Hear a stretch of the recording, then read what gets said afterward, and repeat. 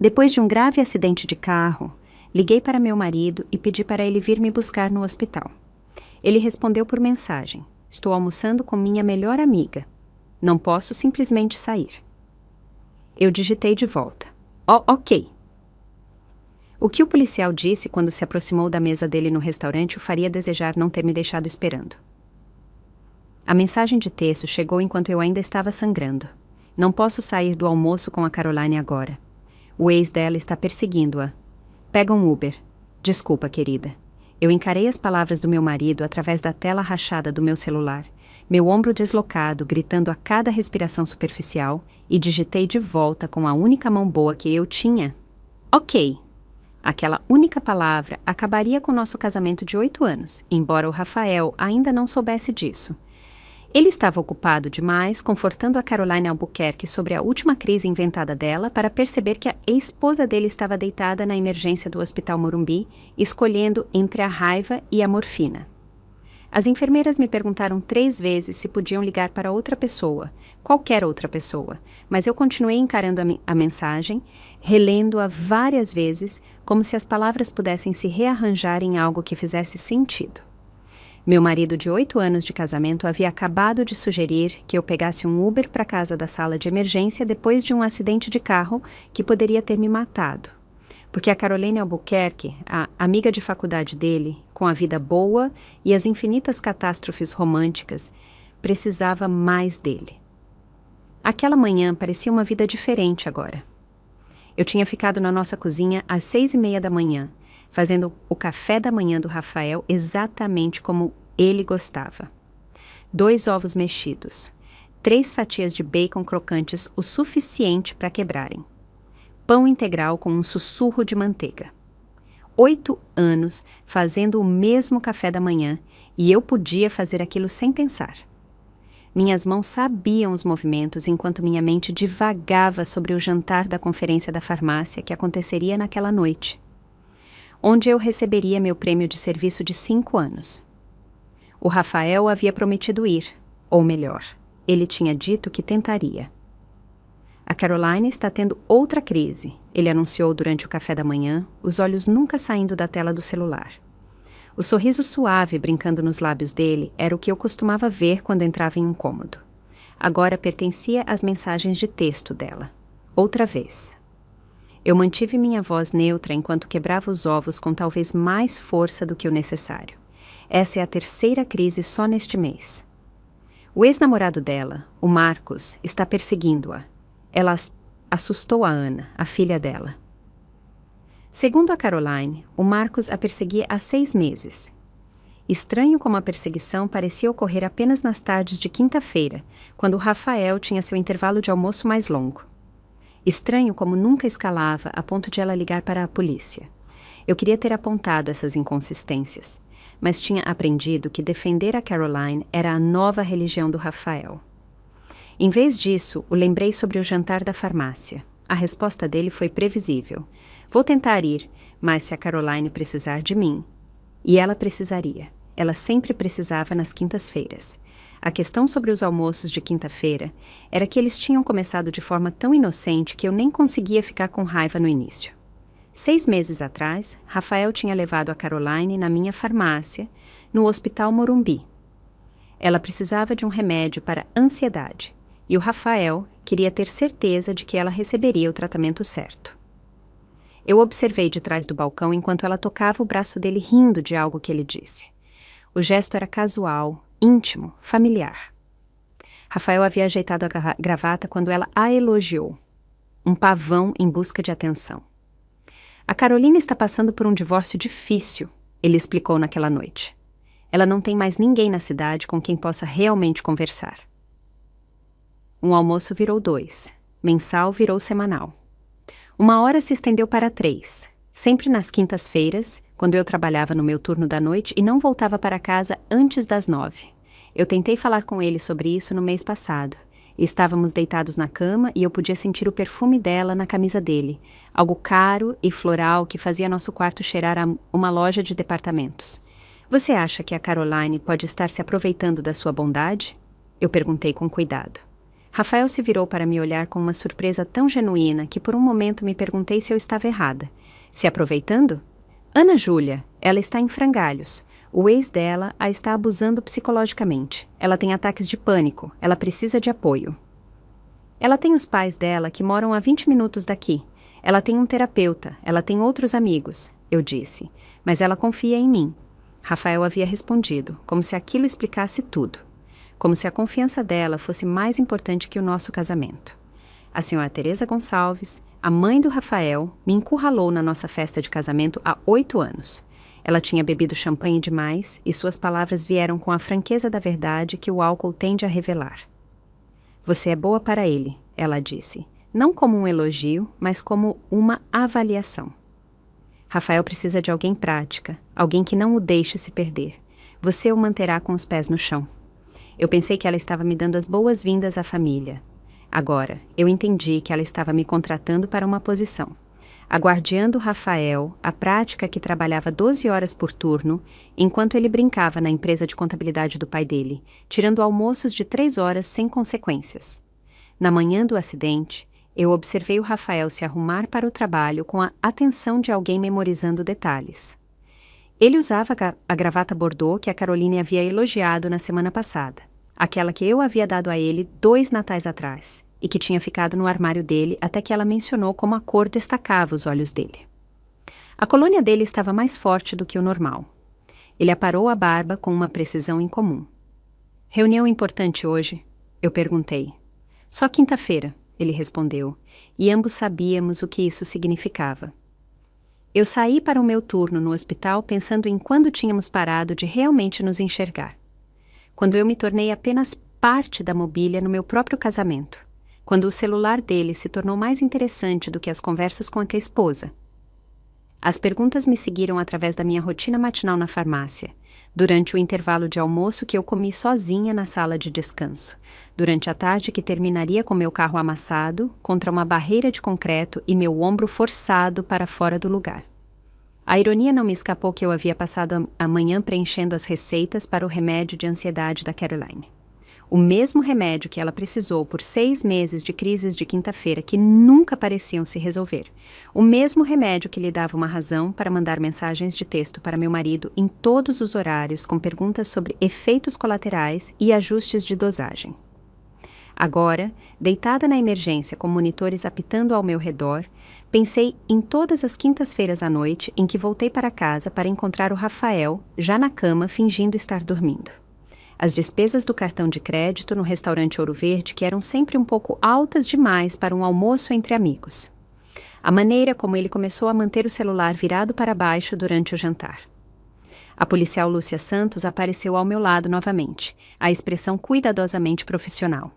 Senhora Figueiredo, tentamos ligar para seu marido mais 3 vezes. As ligações estão indo direto para a caixa postal agora. Ele tinha desligado o celular para não ser interrompido durante seu almoço com a Caroline. O reconhecimento desse fato se assentou sobre mim como um cobertor feito de chumbo. Rafael havia ativamente escolhido ficar incomunicável enquanto a esposa dele estava deitada na sala de emergência. Policial Santos, eu disse, minha voz surpreendentemente firme, apesar da medicação fazendo tudo parecer distante e embaçado. Eu sei exatamente onde meu marido está. No restaurante Ouro Verde, na Rua das Flores. Ele está na mesa de sempre, ao lado da janela, com a Caroline Albuquerque. Eu parei, sentindo o gosto de sangue de onde eu havia mordido o lábio. Você se importaria de entregar a mensagem pessoalmente? Estou preocupada que ele não entenda a seriedade disso. A policial Santos estudou meu rosto por um momento, e eu vi o entendimento clarear em sua expressão. Nós podemos certamente fazer isso, senhora Figueiredo. Ouro Verde, você disse. Toda quinta-feira, eu confirmei, sem falha. O relógio da farmácia mostrava 18 horas e 47 minutos quando a Maria, minha supervisora, me pegou na porta com o casaco já meio vestido. A expressão dela carregava aquela mistura particular de desespero e autoridade que significava que ela estava prestes a pedir algo que eu não queria dar. Ana Júlia, odeio pedir, mas o inventário de substâncias controladas está com 3 unidades a menos. A vigilância sanitária vem na segunda para uma inspeção.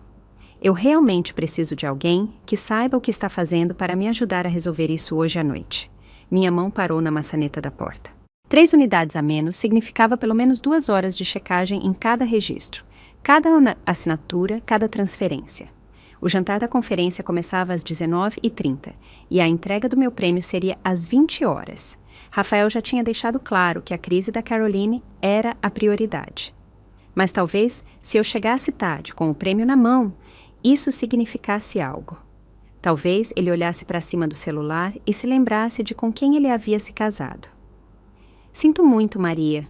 Hoje é o jantar da conferência. Lembra da homenagem pelos 5 anos? O rosto da Maria mudou para entendimento e depois para outra coisa. Pena, talvez. Ela sabia sobre os almoços de quinta-feira do Rafael, como todos no hospital sabiam. Fofoca se espalha em instalações médicas mais rápido que qualquer vírus. Claro, vá pegar seu prêmio, querida. Você merece. A chuva tinha começado durante o meu turno. Uma batida suave contra as janelas do hospital, que tinha se transformado em um temporal quando eu cheguei no meu carro. Os limpadores de para-brisa rangiam contra o vidro. Borracha envelhecida além da sua utilidade, mas nunca ruim o suficiente para ser substituída. Outra coisa na lista de coisas que o Rafael disse que iríamos resolver juntos, mas nunca fizemos. Eu saí da garagem do hospital para ruas já alagando nas esquinas. O jantar da conferência era no centro, no Hotel Grand Mercure.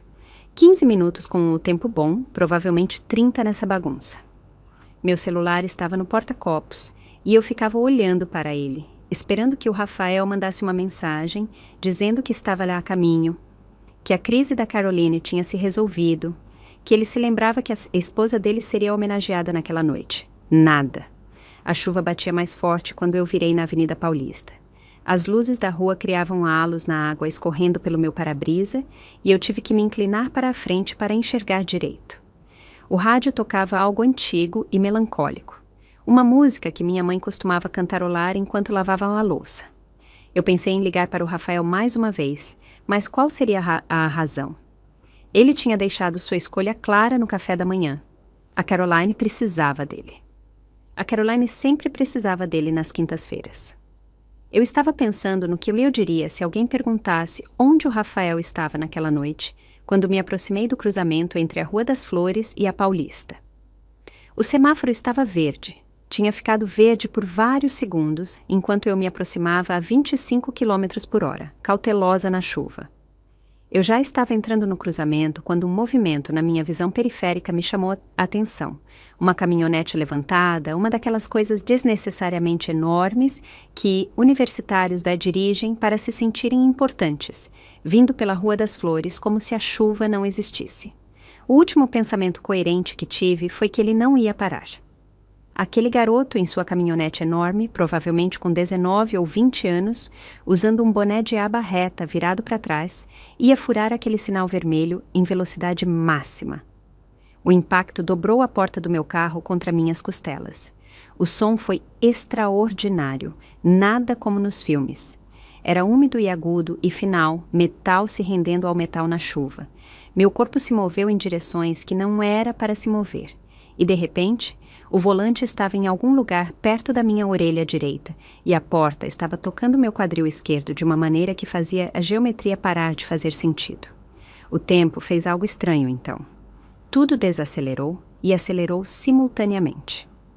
Eu podia ver gotas de chuva individuais no que restou do meu para-brisa, cada uma perfeita e separada.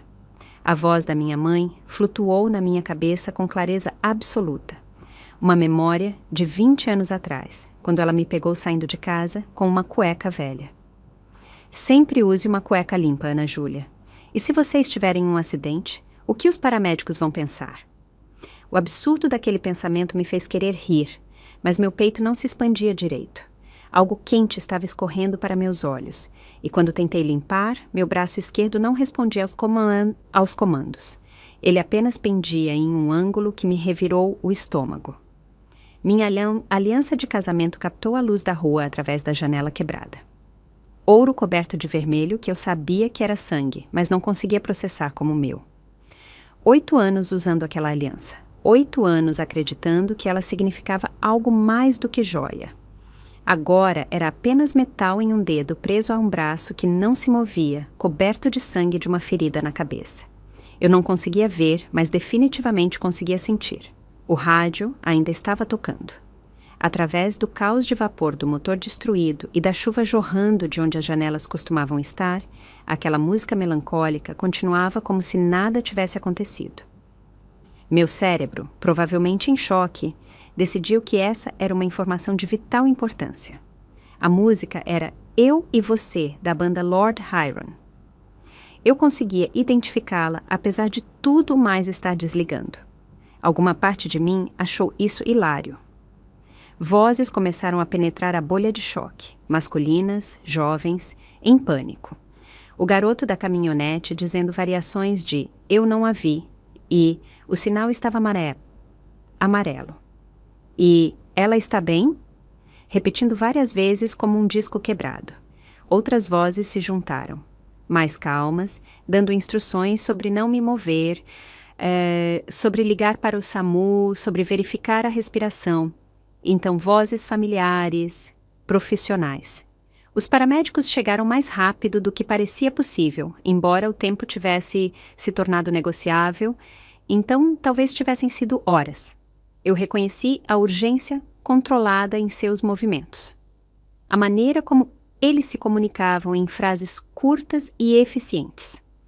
Eles estavam fazendo a avaliação inicial, verificando vias aéreas, respiração, circulação, o básico que você aprende no primeiro dia de qualquer treinamento médico. Senhora, a senhora pode me ouvir? Não tente se mover, nós vamos ajudá-la. A jovem paramédica curvada sobre mim não deveria ter mais de 25 anos. Sua parceira parecia ainda mais jovem. Eu queria dizer a eles que eu sabia o que eles estavam fazendo, que eu entendia a terminologia médica, que eu trabalhava no Hospital Morumbi, mas quando abri a boca, o que saiu foi ombro deslocado, possível concussão, múltiplas lacerações na testa e no couro cabeludo. Eles trocaram olhares acima da minha cabeça, o olhar que profissionais médicos compartilham quando um paciente pode ter um trauma na cabeça, mas está falando claramente demais para ser descartado. A senhora é uma profissional da área médica? O mais velho perguntou enquanto estabelecia um acesso venoso com uma facilidade praticada.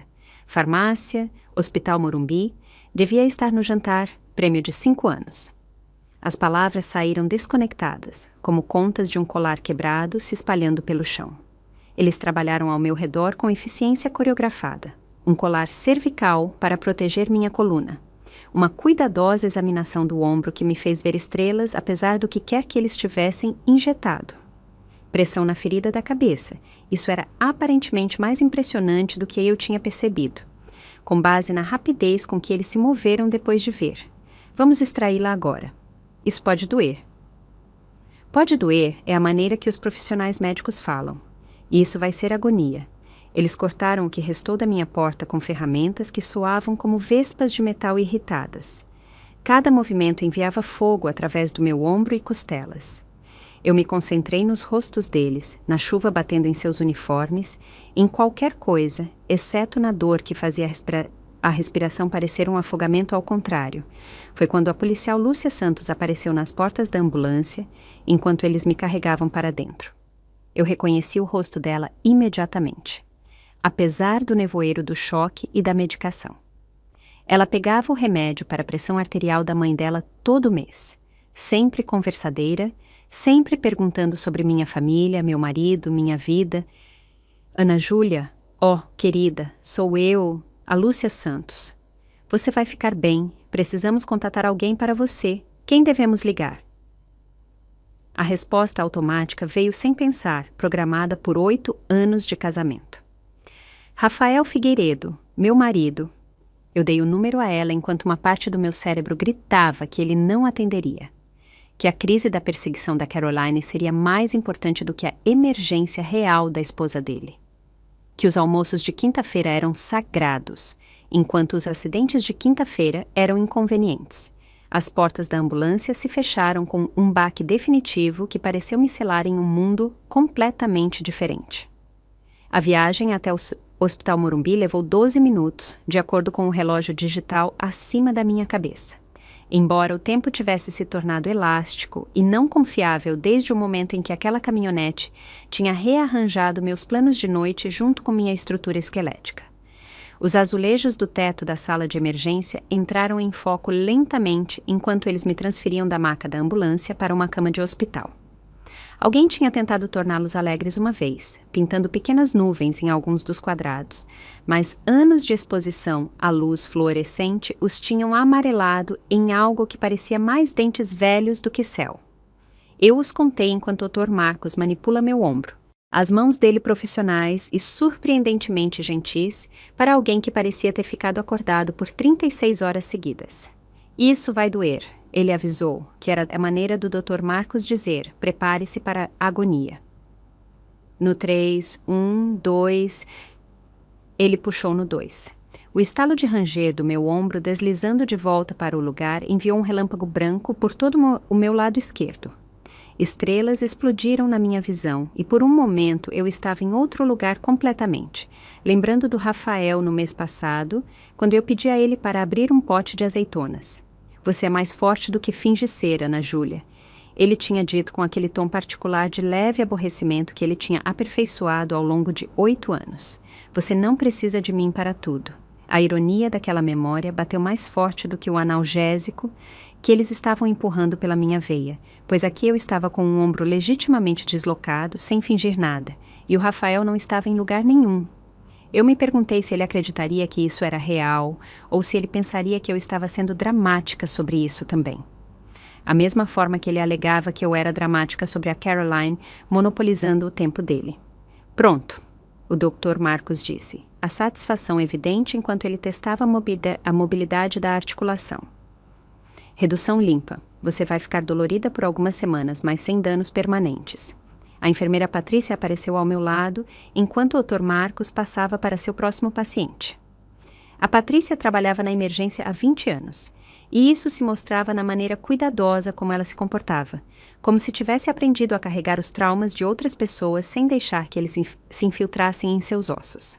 A expressão dela continha aquela combinação particular de simpatia e profissionalismo que sugeria que ela tinha notícias que eu não gostaria de ouvir. Querida, estamos tentando entrar em contato com seu marido, o contato que você deu a policial Santos. Ela segurou o celular do departamento mostrando o registro de chamadas. 3 tentativas, direto para a caixa postal todas as vezes. 3 ligações. 3 vezes o hospital tentou informar ao Rafael que a esposa dele estava na sala de emergência. Eu sabia exatamente onde ele estava. Podia imaginá-lo no ouro verde com o celular virado para baixo na toalha de mesa branca, dando a Caroline sua atenção total, enquanto ela detalhava qualquer crise fictícia que justificasse a ausência dele. Mas saber e aceitar eram coisas completamente diferentes. Deixe-me tentar, eu disse, alcançando meu celular com minha mão boa. A tela era uma teia de aranha de rachaduras do acidente, mas ainda funcionava. Meus dedos tremeram enquanto eu digitava, embora eu não soubesse se era por causa da medicação ou do medo de que eu já sabia como isso terminaria. Tive um acidente. Estou na emergência do Hospital Morumbi. Ombro deslocado, concussão. Você pode vir me buscar? A mensagem mostrou-se entregue imediatamente. Então aqueles 3 pontos apareceram e meu coração fez algo estúpido e esperançoso no meu peito. Ele estava digitando. Ele tinha visto. Talvez as ligações não tivessem passado direito. Talvez ele estivesse em uma reunião. Talvez ainda houvesse uma explicação razoável que não o envolvia escolhendo a Caroline em vez da esposa ferida. Os pontos desapareceram e reapareceram várias vezes como se ele estivesse escrevendo e apagando, tentando encontrar as palavras certas. Cada vez que eles sumiam, minha esperança diminuía um pouco mais, até que finalmente a resposta dele chegou com a suave vibração que uma vez me fez sorrir quando eu via o nome dele na minha tela. Não posso sair do almoço com a Caroline agora. O ex dela está perseguindo-a. Pega um Uber. Desculpa, querida. Eu li 3 vezes, certa de que estava entendendo mal alguma coisa. A concussão devia estar afetando minha compreensão de leitura. Certamente meu marido de 8 anos de casamento não havia acabado de sugerir que eu pegasse um Uber para a casa da sala de emergência. Certamente ele não tinha priorizado o drama recorrente de quinta-feira da Caroline em vez da emergência médica real da esposa dele. Mas lá estava, em preto e branco, ou melhor, no azul e cinza da nossa conversa de texto. 23 palavras que conseguiram capturar tudo de errado no nosso casamento em uma única mensagem. A indiferença casual, a priorização da crise inventada de outra pessoa, a sugestão de que eu cuidasse do meu próprio transporte de emergência, como se eu tivesse apenas pego um pneu furado em vez de quase morrido. Algo se quebrou dentro do meu peito enquanto eu encarava aquela mensagem. Não meu coração exatamente, embora isso estivesse certamente envolvido. Era maior do que isso, mais estrutural. A estrutura que tinha mantido minha vida unida por 8 anos. A crença básica de que quando realmente importasse, quando as coisas estivessem difíceis e tudo estivesse desmoronando, o Rafael me escolheria, nos escolheria, se lembraria dos votos que ele fez na frente de nossas famílias e amigos.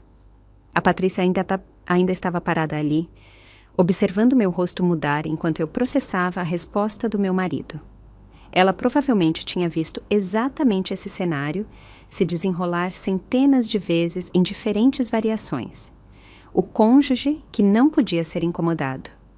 O parceiro que tinha um lugar mais importante para estar. O contato de emergência que não estava interessado na emergência. Alguém mais está vindo te buscar, querida? Ela perguntou gentilmente. Eu olhei para o meu celular novamente, para a mensagem do Rafael sentada ali como evidência em um caso que eu não tinha percebido que estava construindo. Então olhei para a Patrícia, para o rosto gentil dela que tinha visto tanta decepção que já não se surpreendia com nada. Não, eu disse, e minha voz soou estranha para meus próprios ouvidos. Não, mas preciso fazer outra ligação. Eu rolei pela minha lista de contatos até encontrar o número da policial Santos, ainda salvo de quando ela me deu meses atrás, durante os assaltos à farmácia. Ela atendeu no segundo toque, a voz dela quente de preocupação. Ana Júlia, como você está, querida? Fiquei preocupada. Estou estável. Obrigada, Lúcia. Tenho um pedido em comum. Minha voz permaneceu firme, apesar do terremoto acontecendo dentro do meu peito. Meu marido não está atendendo o celular, mas eu sei exatamente onde ele está. No restaurante Ouro Verde, na Rua das Flores. Ele está na mesa de sempre, ao lado da janela, com a Caroline Albuquerque. Houve uma pausa do outro lado, e eu pude sentir a Lúcia processando o que eu estava realmente pedindo. Seria possível para alguém notificá-lo pessoalmente? Eu continuei, cada palavra deliberada e clara. Estou preocupada que ele não entenda a seriedade disso. Outra pausa, mais longa desta vez. Quando a Lúcia falou novamente, o tom dela tinha mudado ligeiramente, carregando um entendimento que me fez querer chorar pela primeira vez desde o acidente. Nós podemos certamente fazer isso, Ana Júlia. Ouro Verde, você disse. Vamos enviar policiais para lá agora mesmo. Obrigada. Ele estará na mesa ao lado da janela. Aquela com a vista da cidade, com a Caroline Albuquerque. Eles vão lá toda quinta-feira. Toda quinta-feira, a Lúcia repetiu, e aquelas 2 palavras carregaram mais peso do que deveriam. Depois que eu desliguei, deitei contra o travesseiro do hospital e fechei os olhos, imaginando o que estava prestes a acontecer. O restaurante Ouro Verde com seus copos de cristal e guardanapos cuidadosamente dobrados. Rafael inclinado para a frente para captar cada palavra da última crise da Caroline. A mão dela provavelmente no braço dele, aquele toque casual que significava tudo e nada. Então a porta se abriria. Policiais entrariam, seus uniformes escuros e oficiais contra toda aquela elegância de toalhas de mesa brancas. As conversas parariam. Garfos parariam a meio caminho da boca, e todos naquele restaurante se virariam para observar enquanto a polícia se aproximava da mesa do Rafael. A mão perfeitamente arrumada da Caroline voaria para a boca. O rosto do Rafael passaria por confusão, aborrecimento, e então, finalmente, entendimento. O silêncio seria completo enquanto a policial Santos explicava que a esposa dele tinha sofrido um acidente sério, que ela estava na sala de emergência, que eles tinham tentado entrar em contato com ele por horas. A sala de emergência desenvolveu seu próprio ritmo ao meu redor, enquanto eu esperava pelo que viesse a seguir. O apito constante dos monitores, o suave ranger dos sapatos das enfermeiras nos pisos polidos, o murmúrio distante das crises de outras pessoas sendo gerenciadas com eficiência profissional. Eu tinha fechado os olhos, não dormindo, mas flutuando naquele espaço medicado entre a consciência e os sonhos, quando meu celular vibrou contra o cobertor do hospital. 3 mensagens de texto chegaram em rápida sucessão, o nome do Rafael iluminando minha tela rachada como um sinal de alerta. Ana Júlia, sinto muito, não percebi que era tão sério. Porque o hospital não ligou mais de uma vez? Mandar a polícia foi completamente desnecessário e vingativo. Eu encarei as mensagens, assistindo-as embaçar e focar enquanto minha concussão fazia da leitura ser uma aventura de paciência. A progressão era quase fascinante em sua previsibilidade.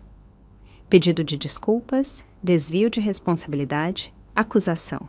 O manual de Rafael Figueiredo, para evitar responsabilidade, entregue em tempo real enquanto eu estava deitada em uma cama de hospital com 15 pontos na testa. Outra, vibração. Você está sendo dramática sobre isso. 4 mensagens, 4 tentativas diferentes de fazer com que a culpa fosse minha.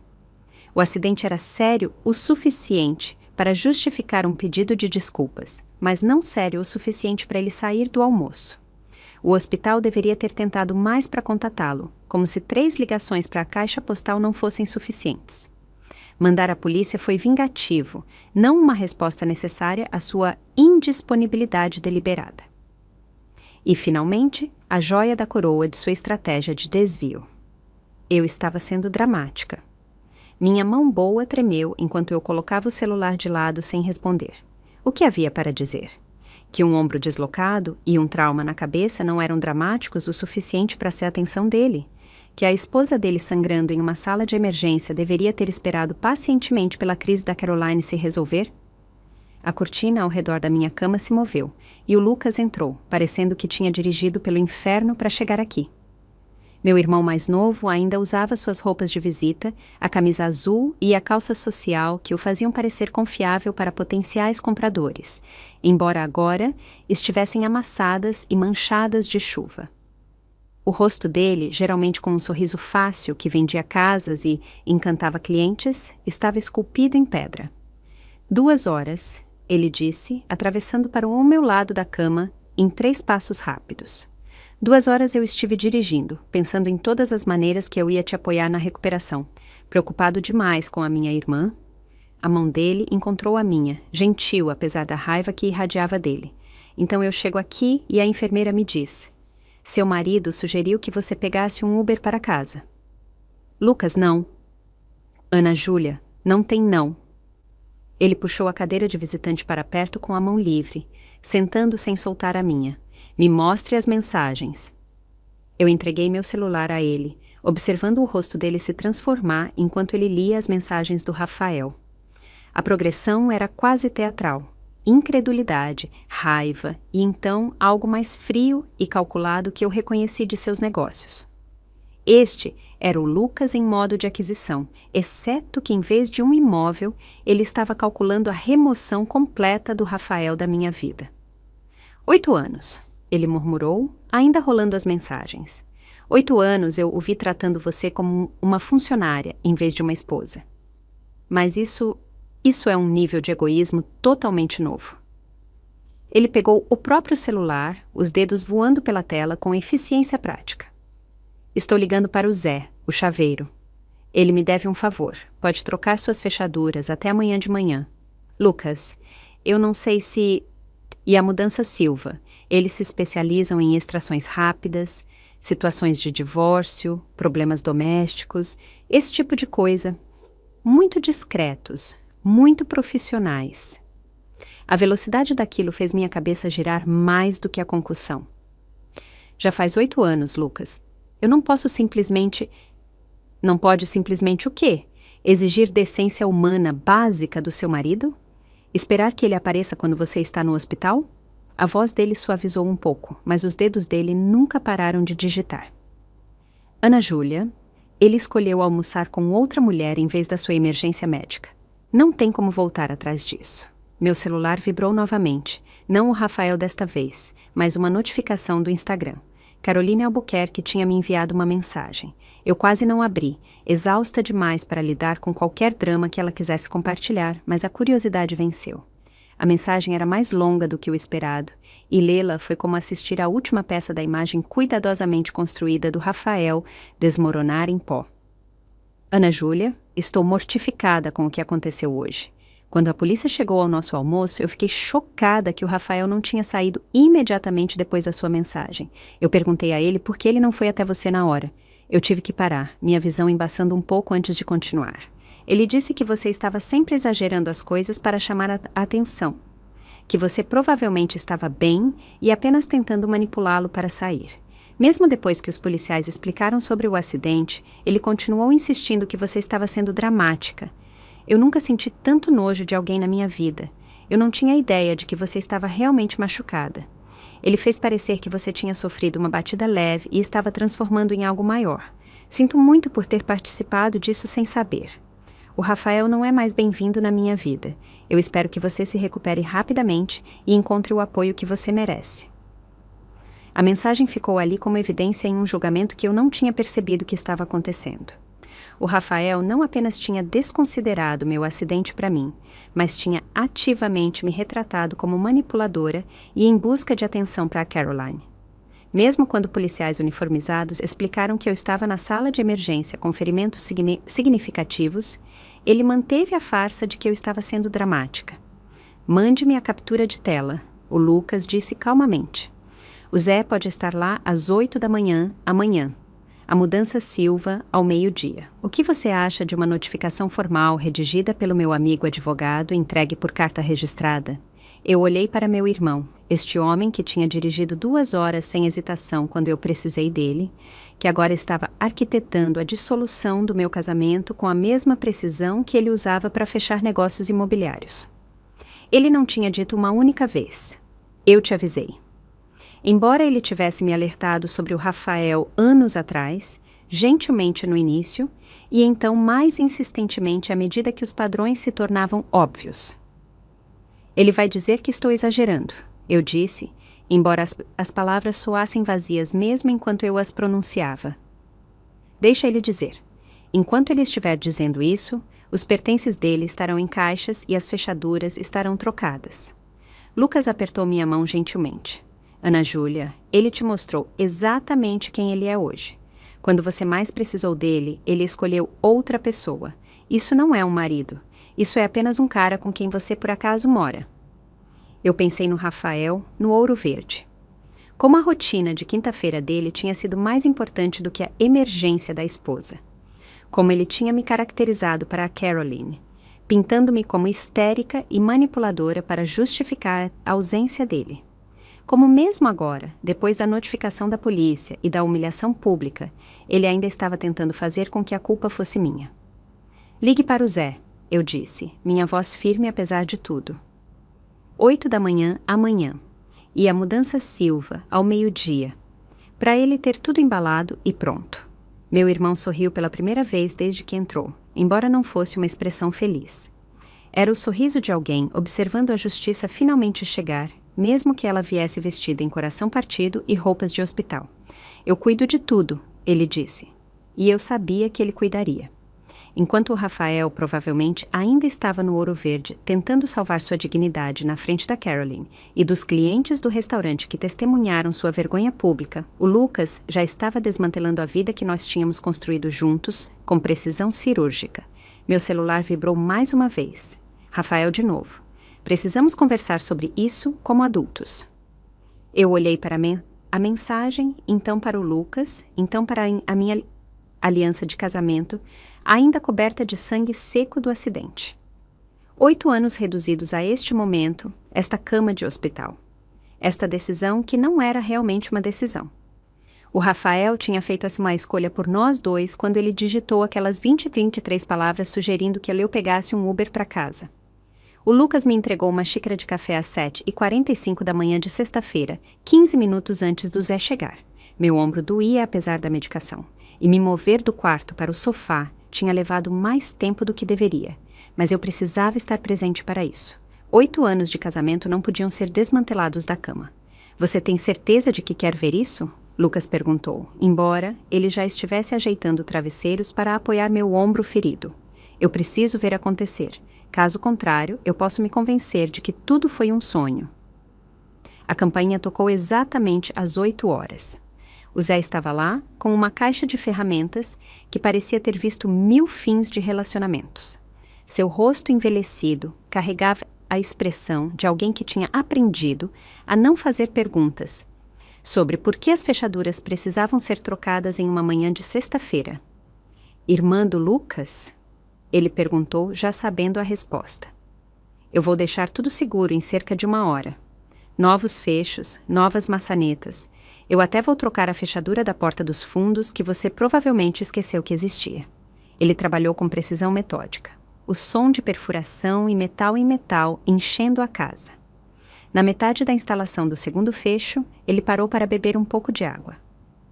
Sabe, eu vejo essa situação mais do que você imagina, ele disse, limpando a testa. O marido esquece que a esposa existe, até que as fechaduras mudam. Então, de repente, eles se lembram que são casados. Há mudanças. Silva chegou às 9h30, mais cedo do que o esperado. 3 pessoas em camisas azuis que se moviam pela casa com o tipo de eficiência que vinha da prática. A líder da equipe, uma mulher chamada Rosa, que não devia ter mais de 1,55 m, mas se portava como se pudesse levantar uma geladeira, me entregou uma lista de inventário. Nós vamos fotografar tudo antes de embalar, documentar qualquer dano existente. Tratar cada item com cuidado, independentemente de quem seja, profissional e neutra. Essa é a nossa política. Eles começaram no quarto. Eu podia ouvi-los trabalhando enquanto eu sentava no sofá. Lucas ao meu lado, com seu laptop, redigindo e-mails e fazendo ligações com eficiência silenciosa. O som de fita sendo puxada dos rolos. O baque suave de itens sendo colocados em caixas. A pergunta ocasional sobre se algo era meu ou dele. O Rolex? A Rosa chamou, presente de aniversário de 3 anos atrás. Eu tinha economizado por 6 meses para comprar aquele relógio, trabalhando turnos extras durante a temporada de gripe. Rafael tinha usado 2 vezes. Os tacos de golfe, ela chamou, dele. Aqueles tinham custado mais do que eu tinha gasto com a manutenção do carro em 2 anos, justificados como equipamento de networking para relacionamentos com clientes que nunca se materializaram. A bola de beisebol autografada na caixa de exibição, ela chamou. Dele. Um presente do pai dele, supostamente valioso, definitivamente nunca tocado. Cada item que eles embalaram parecia evidência em um caso que eu não tinha percebido que estava construindo. As coisas caras que eu tinha comprado para ele, tentando fazê-lo feliz, tentando ser a esposa que ele queria, os hobbies que ele tinha começado e abandonado, deixando equipamentos caros para acumular poeira, as roupas de grife que precisavam ser limpas a seco, ternos que custavam mais do que meu pagamento mensal da faculdade. A Sra. Zélia apareceu na porta por volta das 10h30, carregando uma tigela de sopa que cheirava a conforto e maternidade. Ela tinha 73 anos, morava no bairro há 40 e tinha opiniões sobre todos que ela geralmente guardava para si mesma. Eu vi o chaveiro, ela disse, colocando a sopa na minha mesa de centro. Já era hora, se você quer saber. Aquele homem nunca te mereceu, trabalhando em todos os horários enquanto ele... Ela parou, de repente muito interessada em ajeitar a tampa do recipiente de sopa. Enquanto ele, o quê? O rosto dela se enrugou de desconforto. Eu não quero te chatear mais, querida. Você já passou por muita coisa. Por favor, seja o que for, eu preciso saber. Ela suspirou, se acomodando na cadeira à minha frente com os movimentos cuidadosos de alguém cujas articulações protestavam a maioria das atividades. Aquela mulher, a do Fiat branco, ela tem vindo aqui nas tardes de terça-feira. Às vezes, quando você está no trabalho, fica por 1 ou 2 horas. A Caroline dirigia um Fiat branco. Nas tardes de terça-feira, eu sempre trabalhava até tarde, me preparando para o inventário de quarta-feira de manhã. A informação se encaixou como um cadeado de combinação, encontrando seus números. Há quanto tempo? Talvez 3 meses. Eu não queria dizer nada sem ter certeza, e então eu não tinha certeza de como abordar o assunto. Está tudo bem, senhora Zélia. Obrigada por me contar. Ela estendeu a mão e deu um tapinha na minha mão boa. Eu trouxe a sopa do divórcio, receita da minha mãe. Comi a mesma coisa há 40 anos, quando deixei o senhor Zélia. Foi a melhor decisão que eu já tomei. Depois que ela saiu, eu fiquei sentada com essa nova informação, adicionando-a à crescente pilha de evidências de que meu casamento tinha acabado muito antes do acidente de ontem. A Caroline não estava apenas almoçando com o Rafael. Ela estava vindo para nossa casa, para a nossa cama, provavelmente enquanto eu preenchia receitas e contava pílulas e fazia turnos extras para pagar o gosto caro dele. Ana Júlia. A Rosa estava no corredor com uma pergunta no rosto. O escritório em casa. Tem muita papelada. Como você quer que a gente lide com isso? Eu me levantei, a mão do Lucas no meu braço, bom para me apoiar, e caminhei até o que tinha sido o escritório do Rafael. Os diplomas dele na parede, as certificações da empresa do pai dele, fotos dele em torneios de golfe e jantares de negócios. Tudo isso, uma imagem de sucesso cuidadosamente construída que eu tinha financiado por 8 anos. Embala em tudo, tudo que é dele. As fotos do casamento? Eu olhei para a nossa foto de casamento na mesa dele, nós dois sorrindo, sem saber que eu estava sendo contratada para uma posição em vez de entrar em uma parceria. Especialmente aquelas. O celular do Lucas tocou. O amigo advogado dele, pelo som da conversa. Eu podia ouvi-lo ditando os termos. Uma linguagem legal precisa que transformou meu desastre emocional em papelada. Término da coabitação, 48 horas para a retirada, sem contato direto, toda a comunicação através do representante designado. Ao meio-dia, nossa casa tinha sido transformada. 63 caixas alinhadas na entrada. Cada uma rotulada com o nome do Rafael e uma descrição geral do conteúdo. As paredes mostravam retângulos pálidos onde as fotos dele tinham pendurado. O armário parecia cavernoso com apenas as minhas roupas. O balcão do banheiro, de repente, tinha espaço para minhas coisas se espalharem, em vez de ficarem espremidas em um canto. Isso precisa da sua assinatura, o Lucas disse, apresentando a notificação formal que o amigo advogado dele tinha redigido. Era linda em sua simplicidade. Nenhuma emoção, nenhuma acusação, apenas fatos. Os pertences do Rafael estavam embalados. Ele tinha 48 horas para coletá-los. As fechaduras tinham sido trocadas. Qualquer tentativa de contato direto seria considerada assédio. Eu assinei com minha mão boa. A caneta desajeitada, mas administrável. Parecia assinar a alta de um paciente que tinha ocupado uma cama por tempo demais, impedindo que alguém que realmente precisava de cuidados recebesse ajuda. Eu vou enviar isso por carta registrada, o Lucas disse. Ele vai receber hoje. Ele vai dizer que estou exagerando, que estou sendo dramática. Deixa ele dizer para as caixas. A Rosa se aproximou com a folha de inventário final dela. 63 caixas no total. Tudo fotografado e documentado. Nós podemos armazená-las se não forem retiradas dentro do prazo especificado. 63 caixas. 8 anos da presença do Rafael na minha vida, reduzidos a um número no formulário de uma empresa de mudanças. Parecia tanto demais quanto não o suficiente para mostrar por quase uma década de casamento. Obrigada, eu disse a Rosa, falando sério. Ela tinha cuidado das coisas dele com mais cuidado do que ele tinha demonstrado pela minha emergência. Querida, é isso que a gente faz, ela disse, sua máscara profissional escorregando um pouco. E entre você e eu, aqueles que priorizam encontros de almoço em vez de visitas ao hospital? Eles geralmente acabam percebendo o que perderam cerca de 3 meses tarde demais. O alerta da câmera da campainha chegou às 14h47 da tarde de sábado. O Lucas estava na cozinha fazendo sanduíches, insistindo que eu precisava comer algo além da sopa do divórcio da senhora Zélia, quando meu celular vibrou com a notificação de detecção de movimento. Eu quase não olhei, pensando que poderia ser um entregador ou alguém dando a volta na entrada, mas algo me fez abrir o aplicativo. Rafael estava na porta parecendo que alguém tinha removido as baterias dele. Seu cabelo geralmente perfeito estava espetado em ângulos estranhos. A camisa de trabalho de ontem, amassada e para fora de um lado. Atrás dele, a senhora Teresa Gonçalves emergiu de seu Mercedes preto, usando óculos escuros apesar do céu nublado. A boca dela em uma linha tão apertada que poderia ter sido desenhada com uma régua. Eles estão aqui, eu disse ao Lucas, que imediatamente abandonou os sanduíches para ficar atrás de mim, observando a pequena tela por cima do meu ombro. Rafael levantou a mão em direção à campainha e então a deixou cair. Ele se virou para olhar para a mãe, que já estava se aproximando com o passo determinado de alguém lidando com uma tarefa desagradável, mas necessária. Através do áudio da câmera, eu pude ouvir a conversa deles. É só tocar, Rafael. Ela trocou as fechaduras. Ela não vai atender. Então a gente usa o interfone. Fique em pé. Você parece patético.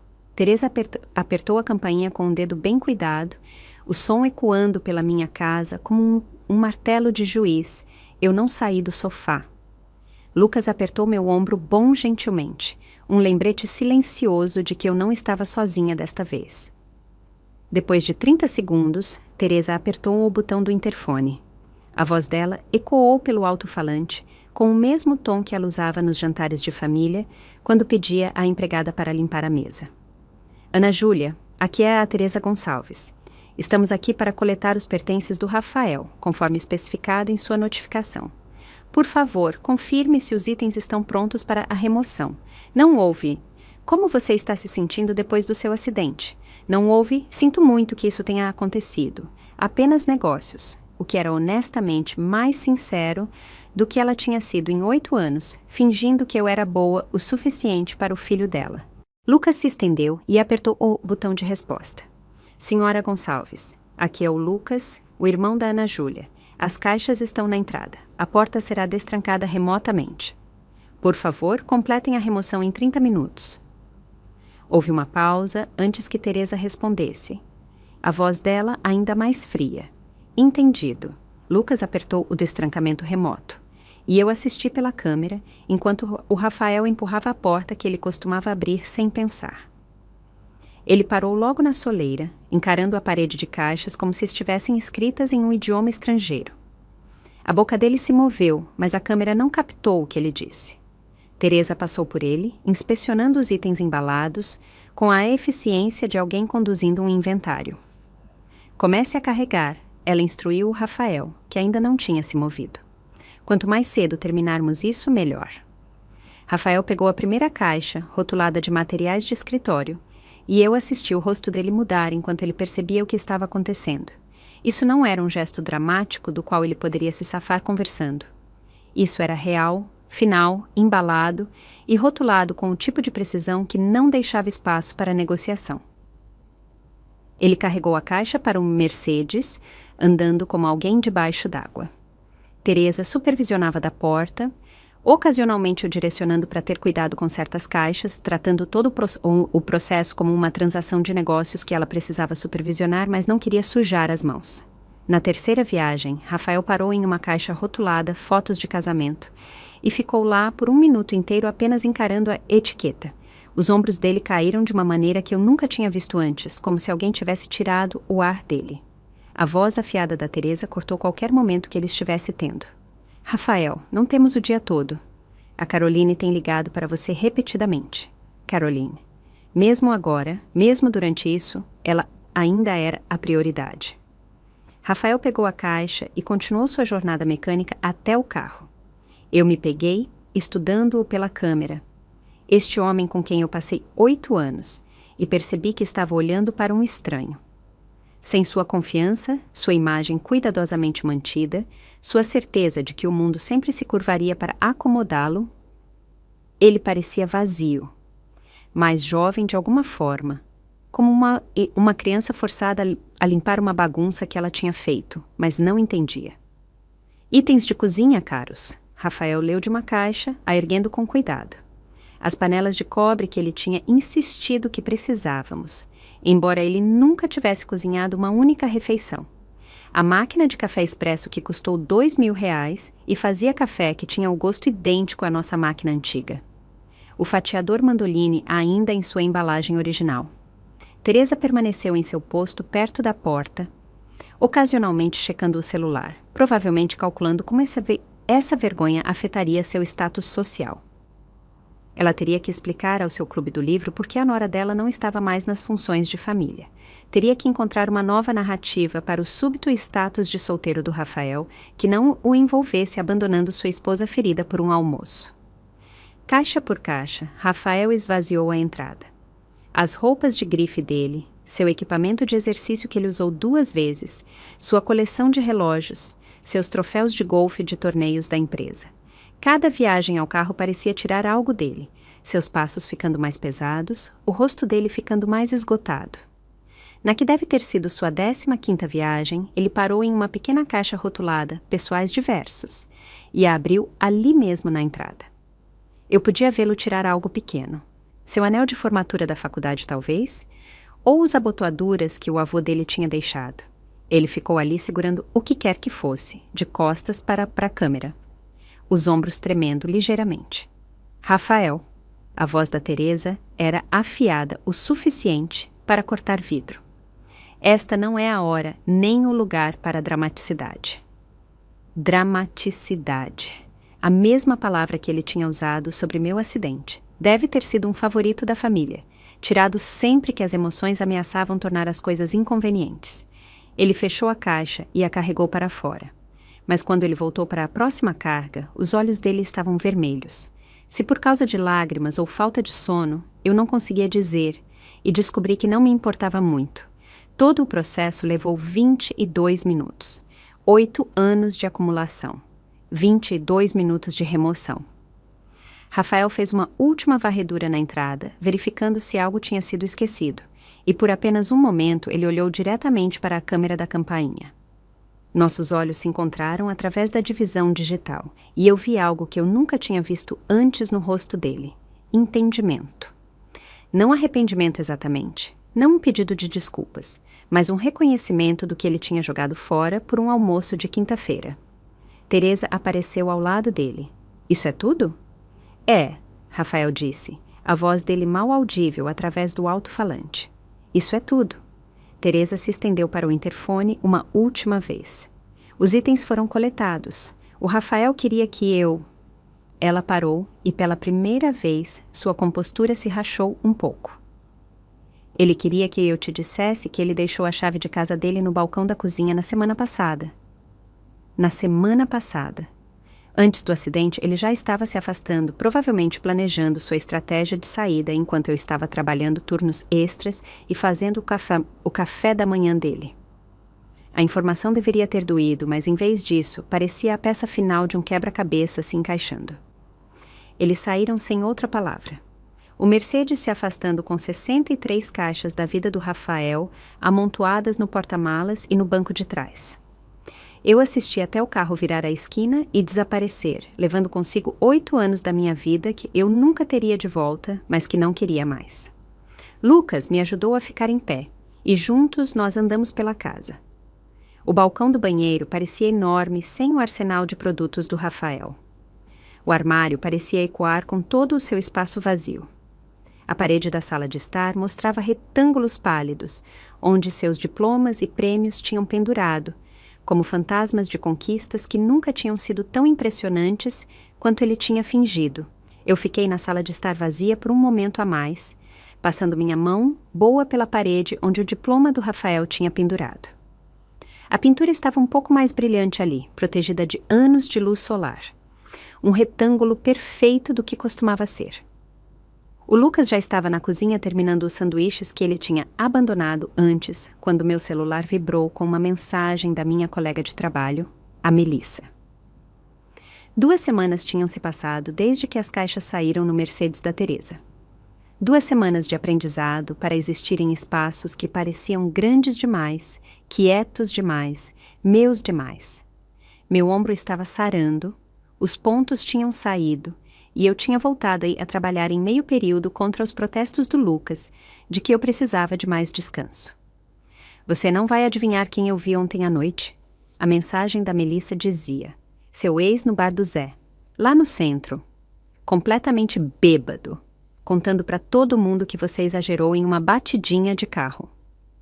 Disse que a Caroline estava tendo uma crise de saúde mental e precisava mais dele. O barman finalmente o cortou quando ele começou a chorar no uísque. Eu li a mensagem 2 vezes, imaginando o Rafael no bar do Zé. Um bar de quinta que ele teria chamado de inferior a ele 6 meses atrás. Agora ele estava lá, bêbado e desesperado, girando uma narrativa onde ele era a vítima da reação exagerada da esposa dramática dele. O mesmo homem que tinha sugerido que eu pegasse um Uber da sala de emergência agora estava chorando em uísque barato sobre ser incompreendido. Ele realmente disse que a Caroline estava com pensamentos suicidas. A próxima mensagem da Melissa chegou. Como se isso justificasse tudo. Mas veja só, minha prima Sarah trabalha na empresa da Caroline. Ela tem postado fotos de praia em Jerry a semana toda. Que crise de saúde mental. Então a Caroline tinha fugido para o Nordeste, em vez de lidar com as consequências da disponibilidade do Rafael. A mulher, cuja crise interminável tinha exigido a atenção imediata dele toda quinta-feira por meses, tinha desaparecido no momento em que ela poderia realmente tê-lo. Havia algo quase poético nisso. Eu não respondi a Melissa. O que havia para dizer? Que eu não estava surpresa que o Rafael, descobrindo como o abandono se sentia, era a justiça servida fria. Em vez disso, eu voltei a contar pílulas e preencher receitas, os movimentos de rotina me acalmando em sua previsibilidade. Um mês depois, em uma tranquila tarde de quarta-feira, o Sr. Ricardo Gonçalves entrou na farmácia.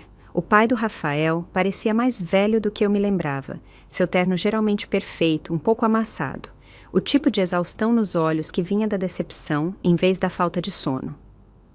Ana Júlia, ele disse, se aproximando do balcão com um desconforto óbvio. Eu não esperava. É que eu geralmente vou na drogaria São Paulo do outro lado da rua. Seu remédio para a pressão arterial? Eu perguntei, já puxando o perfil dele no nosso sistema. Profissional, neutra, como se ele fosse qualquer outro cliente. Sim, o médico aumentou a dosagem. Estresse. Você entende? Eu entendia. A rede de fofocas no Hospital Morumbi era eficiente e abrangente. Rafael tinha cometido erros na empresa do pai. Perdeu 3 grandes clientes em 2 semanas por faltar a reuniões, enviar relatórios cheios de erros e chegar atrasado e desarrumado. O menino de ouro, que tinha sido entregue a uma sala de canto, estava manchando rápido. O Rafael tem tido dificuldades, Ricardo disse baixinho, enquanto eu preparava a receita dele. Ele liga dizendo que está doente toda quinta-feira agora. Diz que não consegue encarar o dia da semana, e a Caroline, ela não atende as ligações dele. Trocou o número, aparentemente.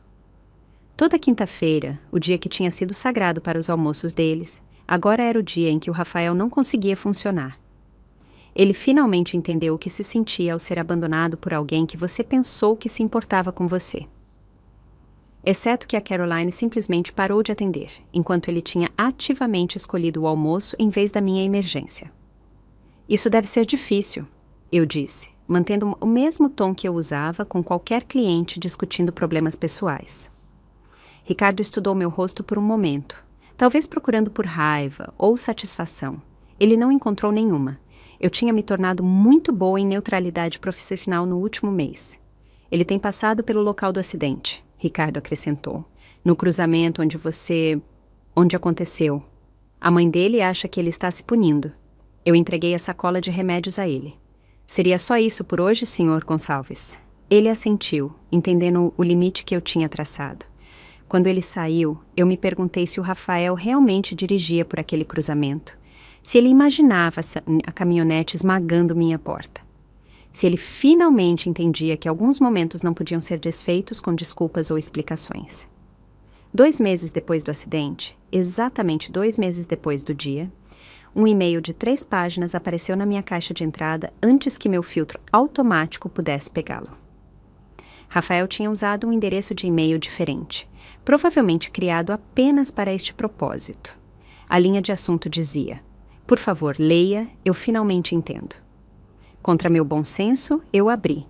O e-mail era uma obra-prima de manipulação vestida de revelação. Ele alegou que o estresse do trabalho tinha nublado seu julgamento. A Caroline tinha dito a ele que estava tendo pensamentos suicidas, embora ela estivesse atualmente postando fotos do pôr do sol de Jerry. O transtorno de ansiedade dele, nunca mencionado antes em 8 anos, o tinha feito congelar em situações de crise. Ele estava em terapia do Westconness há 2 semanas. Ele tinha dirigido até o local do acidente e finalmente entendido o trauma que eu tinha experimentado, 2 meses tarde demais. Eu vejo agora o quão errado eu estava, ele escreveu. Quando eu fiquei naquele cruzamento, eu imaginei você presa no carro, sangrando, com medo, se estendendo para mim, e eu não estava lá. Eu estava comendo salmão caro enquanto você estava lutando pela sua vida. O detalhe do salmão era estranhamente específico e de alguma forma tornava tudo pior. Ele se lembrava do que ele estava comendo enquanto eu sangrava. Nós poderíamos tentar aconselhamento, o e-mail continuou. Eu já encontrei um terapeuta que se especializa em trauma e reparo de relacionamentos. Eu sei que eu falhei com você, mas 8 anos não merecem uma segunda chance? 8 anos. Ele estava certo sobre o tempo, mas errado sobre todo o resto.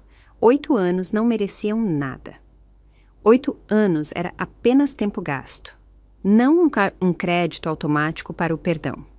Eu li o e-mail uma vez e então configurei um filtro automático para o novo endereço dele também. Qualquer e-mail contendo Rafael ou Gonçalves iria direto para a lixeira. Nenhuma notificação, nenhuma tentação de ler, apenas silêncio digital. Lucas ligou naquela tarde enquanto eu estava no meu intervalo de almoço. A voz dele carregando uma diversão mal suprimida. Você não vai acreditar no que aconteceu hoje. O Rafael apareceu no seu escritório. Apareceu é um eufemismo. Ele estava esperando no estacionamento às 7 da manhã, parecendo que tinha dormido no carro, me implorando para conversar com você, dizendo que ele tinha cometido o maior erro da vida dele. Eu podia imaginar perfeitamente. Rafael, que sempre foi tão preocupado com as aparências, agora desesperado o suficiente para emboscar meu irmão em um estacionamento como algo de um filme ruim. A segurança teve que escoltá-lo para fora, eu acho, depois que ele começou a gritar sobre amor verdadeiro e segundas chances. O escritório inteiro assistiu pelas janelas. Minha secretária filmou. Ele ficava dizendo, ela é minha esposa, eu a amo, Tiny várias vezes, como se dizer isso o suficiente tornaria verdade retroativamente. Ele nunca disse isso quando importava, eu disse. Não, Lucas concordou. Ele estava ocupado demais no almoço para dizer isso quando importava. A imagem do Rafael, sendo escoltado para fora do prédio do Lucas enquanto proclamava seu amor, era tanto patética quanto estranhamente satisfatória. Não porque eu queria que ele sofresse, mas porque ele estava finalmente experimentando as consequências. Por 8 anos, as escolhas dele tinham sido amortecidas pela minha complacência. Agora ele estava aprendendo como a vida se sentia sem aquela rede de segurança. Ana Júlia, você está radiante, a Melissa disse, segurando uma taça de champanhe cheia de espumante de supermercado, que tinha um gosto melhor do que qualquer safra cara que o Rafael alguma vez insistiu que precisávamos. Sério? Você parece 10 anos mais jovem. 6 meses tinham transformado mais do que apenas meu espaço de vida. A festa de jantar se espalhou pela minha casa. Colegas da farmácia, 2 vizinhos, incluindo a senhora Zélia, minhas amigas do Clube do Livro, que o Rafael tinha chamado de intelectualmente medíocres, e o Lucas, é claro, gerenciando a cozinha com a confiança de alguém que realmente gostava de cozinhar. Eu tinha servido o jantar em pratos que eu encontrei em 3 bazares diferentes no mês passado. Nenhum deles combinava, mas de alguma forma eles pareciam perfeitos juntos. Um azul com pequenas flores, um amarelo com padrões geométricos, um branco simples com uma pequena lasca que lhe dava personalidade. O Rafael teria ficado mortificado. Eu os achava adoráveis. Conta a história sobre o cara com o peixe. Alguém gritou e a Patrícia, minha ex-enfermeira da emergência, lançou-se em um conto sobre um paciente que tinha chegado com um peixe dourado vivo em um saco, insistindo que ele precisava de atenção médica. Todos riram. O tipo de risada genuína e profunda que tinha estado ausente nesta casa por anos. Ninguém se preocupou em parecer sofisticado. Ninguém checou seus relógios. Ninguém mencionou Caroline, Rafael ou os almoços de quinta-feira. Na manhã seguinte, eu tive meu último acompanhamento com o Dr. Marcos no Hospital Morumbi. Ele manipulou meu ombro através de toda a sua amplitude de movimento, assentindo com satisfação a cada movimento. Recuperação perfeita, ele anunciou, e então parou, estudando as finas linhas prateadas na minha testa onde os pontos tinham ficado. As cicatrizes são mal visíveis. Mais alguns meses e você provavelmente não as verá de forma alguma. Elas não me incomodam, eu disse, falando sério. Aquelas cicatrizes eram a prova de sobrevivência, evidência do momento em que tudo mudou. Dr. Marcos se recostou, a expressão dele mudando de profissional para pessoal. Sabe, eu passei por algo parecido há 5 anos. Não um acidente de carro, mas um momento em que o trauma revelou o que já estava quebrado. Minha ex-esposa trouxe os papéis do divórcio para o hospital quando eu estava me recuperando de uma cirurgia de emergência. Isso é horrível. Eu pensei assim na época. Mas olhando para trás, aquela cirurgia não terminou meu casamento. Ela apenas expôs o que tinha morrido por anos enquanto nós dois fingíamos que estava tudo bem. Às vezes é preciso uma colisão, literal ou metafórica, para nos mostrar que estivemos vivendo em destroços o tempo todo. As palavras dele ficaram comigo enquanto eu dirigia para casa, pegando uma rota que eu tinha evitado por 6 meses. O cruzamento da Rua das Flores com a Avenida Paulista parecia diferente à luz do dia, mais movimentado, mais comum do que a cena de catástrofe pessoal que tinha se tornado na minha memória. Eu parei no sinal vermelho, o mesmo sinal que o garoto da faculdade tinha furado naquela noite, e esperei.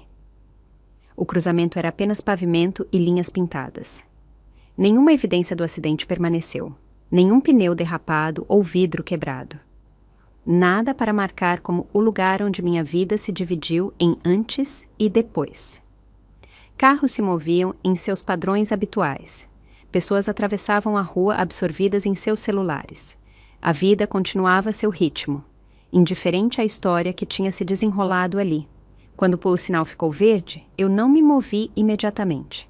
Em vez disso, eu pensei naquele garoto na caminhonete levantada, provavelmente com 19 ou 20 anos, que mudou tudo ao furar este sinal. Eu tinha aprendido com o relatório da polícia que ele estava sóbrio, apenas jovem e estúpido, e correndo para encontrar amigos. O seguro dele tinha coberto tudo.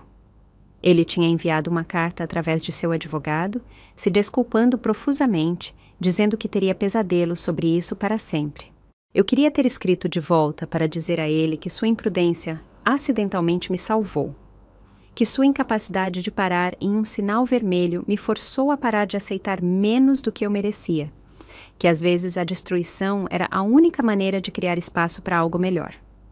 Mas como você agradece a alguém por quase te matar? Como você explica que o pior momento dele se tornou a sua libertação?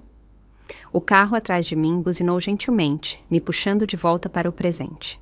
Eu dirigia através do cruzamento me sentindo mais leve de alguma forma, como se eu tivesse deixado algo pesado para trás naquela esquina. A tarde de quinta-feira chegou sem alarde. Eu tinha trabalhado meu turno habitual, voltado para minha casa tranquila, trocado para roupas confortáveis que o Rafael teria chamado de desleixadas. Nenhum jantar elaborado para preparar. Nenhuma contagem do relógio para ter certeza de que tudo estava pronto quando ele entrasse pela porta depois de seu almoço prolongado. Apenas eu, uma xícara de chá e um livro que eu tinha comprado porque a capa ele era bonita e o resumo parecia interessante. O livro era um romance de mistério, do tipo que o Rafael tinha descartado como ficção comercial para pessoas que não leem de verdade. Eu estava completamente absorvida no capítulo 12 quando meu celular vibrou. O nome do Lucas apareceu na tela. Só checando, você está bem? Eu olhei ao redor da minha casa, para os pratos que não combinavam secando na pia, para as almofadas que eu tinha escolhido porque eram macias em vez de elegantes, para as paredes agora decoradas com fotos que me faziam sorrir em vez de impressionar os visitantes. O sol da tarde entrava pelas janelas não mais cobertas pelas persianas caras que o Rafael tinha insistido que precisávamos, substituídas por cortinas simples que eu mesma costurei no mês passado. Sabe de uma coisa? Eu digitei de volta. Sinceramente, sim. Bom, quer jantar no domingo? Aquele novo lugar de pizzas abriu perto de você. Parece perfeito. Eu coloquei o celular de lado e voltei para o meu livro, dobrando minhas pernas debaixo de mim no sofá que agora era inteiramente meu para me esparramar. Lá fora, eu podia ouvir crianças brincando na rua, as risadas delas ecoando pela janela aberta. A senhora Zélia provavelmente estava no jardim dela, cantando as canções chinesas que ela ensinava aos netos. Sons normais do bairro que sempre estiveram lá, mas eu tinha estado ocupada demais gerenciando os humores do Rafael para notar. A tarde de quinta-feira se estendeu à minha frente, vazia de obrigações ou ansiedade. Sem me perguntar quando o Rafael voltaria para casa. Sem preparar explicações para por que o jantar era simples, ou porque eu estava cansada, ou porque eu não tinha organizado as roupas dele para a lavanderia, sem checar meu celular para ver se a crise da Caroline prolongaria a ausência dele. Apenas paz conquistada através da dor, mas que valeu a pena cada momento da jornada que me trouxe aqui. Eu pensei no Rafael, ocasionalmente. Da maneira que você pensa em um filme que uma vez assistiu, mas não consegue se lembrar bem do final. Ele existia agora no tempo passado. Um personagem de uma história diferente, uma que eu tinha fechado e guardado na prateleira e não tinha interesse em reler. A raiva tinha se dissipado meses atrás, substituída por algo que não era bem indiferença, mas também não era perdão. Era simplesmente algo feito, terminado. Um capítulo que terminou quando aquela caminhonete rearranjou mais do que apenas metal e vidro. Meu ombro mal doía mais. Apenas uma rigidez ocasional quando o tempo mudava. As cicatrizes na minha testa tinham desaparecido para linhas finas que pareciam marcas de preocupação. Evidência de uma vida vivida em vez de um trauma sobrevivido. Tudo tinha curado, ossos, pele e, finalmente, as partes de mim que eu não tinha percebido que estavam quebradas até que elas começaram a se consertar. Eu virei a página do meu livro, me ajeitando mais profundamente no sofá, e sorri para nada em particular. Era tarde de quinta-feira. Eu estava sozinha e eu estava feliz, genuinamente, completamente, pacificamente feliz. A arquitetura da minha nova vida era simples, mas sólida, construída sobre fundações que eu tinha escolhido em vez de herdado. Decorada com alegria em vez de obrigação. Era assim que a liberdade se sentia, não dramática ou triunfante, apenas quieta e verdadeira e inteiramente minha. Gostou da minha história e de qual cidade está ouvindo? Vamos nos encontrar nos comentários. Se você gostou da história, pode me apoiar enviando um super thanks para que eu possa continuar trazendo mais histórias como essa. Já te agradeço muito pelo apoio. Estou esperando seus comentários sobre a história. No vídeo, você pode ver 2 novas histórias de vida que eu recomendo de coração. Tem muito mais no meu canal, não esquece de se inscrever. Até a próxima história de vida com carinho e respeito.